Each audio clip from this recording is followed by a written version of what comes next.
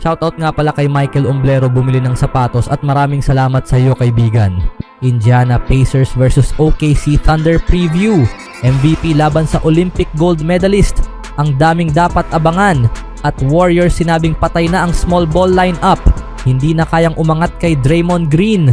Ngunit bago ang lahat, kung gusto nyo ng pangmatagalang basketball shoes, New Curry 12, mabibili lamang sa halagang $2,599. I-click lamang ang link sa comment section. Ang seed para sa 2025 NBA Finals ay naitanim ng hindi namamalayan noong year 2017. Noong si Shai Gilgeous-Alexander ay papasok pa lamang sa Kentucky at si Tyrese Haliburton ay naghahanda para sa kanyang senior year sa high school sa Wisconsin. Iyon ang taon kung kailan ipinagpalit ng Indiana Pacers si Paul George sa Oklahoma City Thunder. Nakuha ng Pacers si Domantas Sabonis mula sa palitang iyon. Ipinagpalit naman ng Thunder si George noong year 2019 sa Los Angeles Clippers kapalit ng isang pakete na kasama si Gilgeous-Alexander. Ipinagpalit naman ng Pacers si Sabonis noong year 2022 sa Sacramento kapalit ng isang pakete na kasama si Haliburton. At heto na tayo ngayon. Si Gilgeous-Alexander ay ang most valuable player ng NBA at pinakamahusay na manlalaro ng Oklahoma City. Si Haliburton ay isang Olympic gold medalist at pinakamahusay na manlalaro ng Indiana. Pamumunuan nila ang kanilang mga koponan sa Game 1 ng NBA Finals sa araw ng Biyernes. Indiana laban sa Oklahoma City, ang simula ng seryeng magpapasya kung sino ang mag-aangat ng Larry O'Brien Trophy. Man, sobrang proud ako sa grupong ito, sabi ni Haliburton sa televised interview sa court. Kasama ang TNT matapos ang panalo ng Pacers laban sa New York Knicks noong linggo sa Game 6 ng Eastern Conference Finals. Wala talaga akong masabi ngayon. Talagang nakaka-excite. I-enjoy muna namin ito. 4 pa, marami pang trabaho ang kailangang gawin laban sa isang talagang malakas na team. Ang Thunder ay may 80 panalo at 18 pagkatalo ngayong season matapos magtala ng 68-14 in regular season at 12-4 in playoffs. Dinomina ang Memphis sa round 1, nalusutan ang Denver sa loob ng 7 laro sa round 2 at pagkatapos ay tinalo ang Minnesota sa loob ng 5 laro para sa Western Conference title. Kapag nanalo ka, espesyal yon, sabi ni Thunder forward Chet Holmgren. Wala iyang kasiguraduhan sa liga na ito. Kung lahat ng tao ay garantisadong manalo, magiging participation trophy na lang ang Larry O'Brien.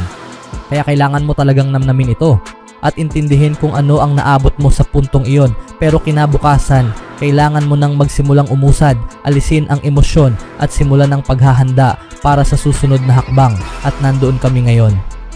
Ang Pacers ay may 10 sa 15 na record sa unang 25 laro ng season pagkatapos ay nagtala ng 40-17 para tapusin ang regular season. Sila ang ika-4 na team na nagsimula sa 10-15 o mas malala pa at nakakakuha ng conference title kasama ang Seattle nung 1977-78 with 8-17. Sa 49 na estado, basketball lang ito, sabi ni Pacers coach Rick Carlisle. Pero ito ay Indiana.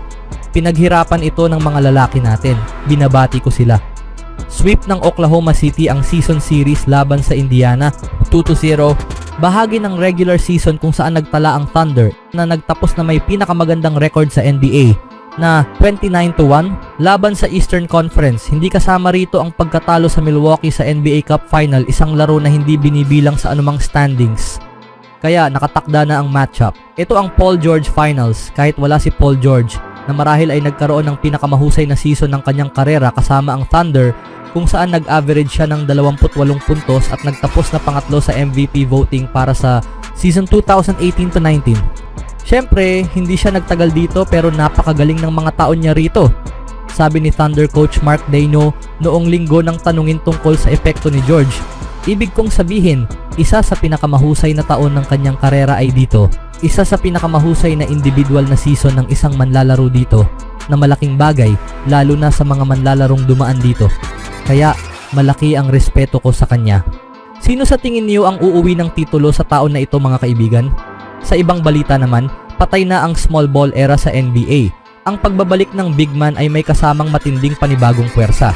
Sina Nikola Jokic, Anthony Davis, Joel Embiid at Giannis Antetokounmpo ang mga bagong henerasyon ng mga frontcourt players na siyang nangunguna sa bagong revolusyon ng big man sa NBA. Ito'y nagdadala sa tanong na matagal nang iniisip ng maraming tagahanga ng Warriors mula pa nung panahon ni Andrew Bogut. Makakakuha na rin ba sa wakas ang Warriors ng big man na kanilang pinapangarap? Sa ngayon, ang mga frontcourt players ay kailangang marunong magpasa, dribble at tumira, lalo na ng 3-pointer, sa mataas na antas, kung hindi ay aalisin sila sa laro. Hindi na kailangang tumingin pa sa malayo kundi sa NBA Finals matchup sa pagitan ng Oklahoma City Thunder at Indiana Pacers. Parehong versatile ang kanilang mga frontcourt at kayang umiskor sa tatlong level. Alam ng Golden State na hindi sila makakarating sa gusto nilang marating kung si Green ay ang maglalaro bilang center sa buong season kahit gaano pa kahusay ang lineup gabi-gabi. Dito sa amin ang buzzword ay size.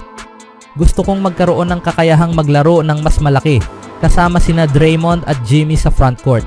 Palagi naming pwedeng balikan ang aming alas sa kamay, si Draymond bilang center, sabi ni Warriors General Manager Mike Dunleavy Jr. sa kanyang end-of-season news conference.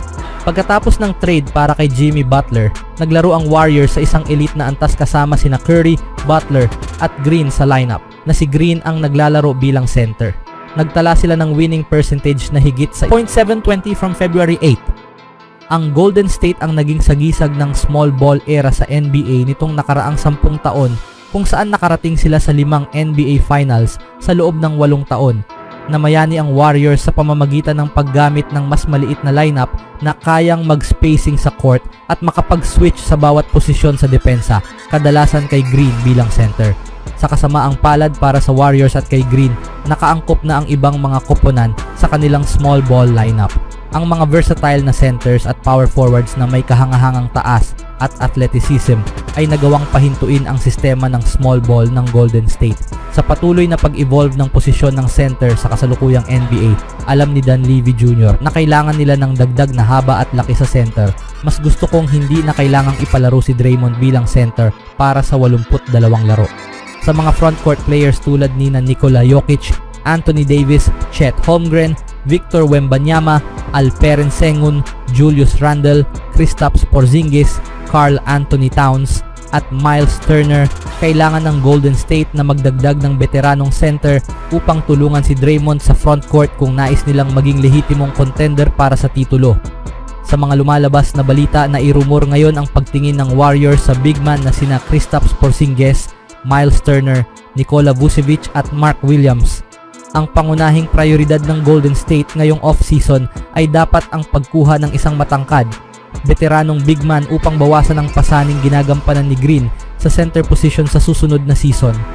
Bukod sa mababawasan ang posibilidad ng injury kay Green sa pamamagitan ng mas kaunting minuto sa center, masisiguro rin nilang nasa pinakamagandang kondisyon siya kapag pinakaimportante sa playoffs. Anong masasabi niyo mga kaibigan sa bagong plano ni Mike Dunleavy?